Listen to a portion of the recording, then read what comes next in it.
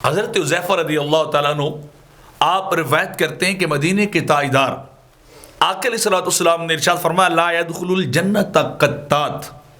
کہ چغل خور کبھی بھی جنت میں داخل نہیں ہو سکتا۔ جو بندہ ادھر کی بات ادھر پہنچانے والا ہو، ادھر کی بات ادھر پہنچانے والا ہو، جس کا کام ہی فتنہ گری ہو، فتنہ سازش کا کام ہو، فیملیوں کے اندر، دوستوں کے اندر، محلے داروں کے اندر، اپنے خاندان برادری کے اندر اس کا کام یہ ہے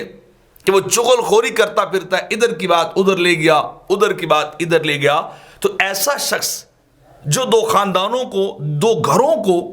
دو دوستوں کو لڑانے والا ہو، وہ کبھی جنت نہیں جا سکتا۔ سیدنا ابو ہریرہ رضی اللہ تعالیٰ روایت کرتے ہیں کہ سرکار نے فرمایا میرے صحابہ تم جانتے ہو کہ تمہارا بدترین دشمن کون ہے؟ تو صحابہ کرام نے عرض کیا اللہ و رسول عالم، کہ مدینے کے تاجدار اللہ اور اس کے رسول بہتر جانتے ہیں کہ ہمارا بدترین دشمن کون سا ہے، ہمارا بدترین مخالف کون سا ہے؟ تو آقا علیہ السلام نے ارشاد فرمایا وہ شخص جو دو چہروں والا ہے، جو ادھر آئے تو اور چہرہ لے کے آتا ہے، دوسرے کسی فریق کے پاس جائے، کسی اور دوست کے پاس جائے تو اور چہرہ لے کے جائے، جس کے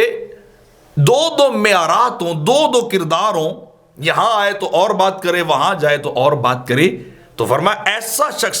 جو دو چہروں والا ہے وہ تمہارا بدترین دشمن ہے، یعنی جو کسی آپ کے مخالف کے پاس جائے تو اور بات کر کے آ جائے،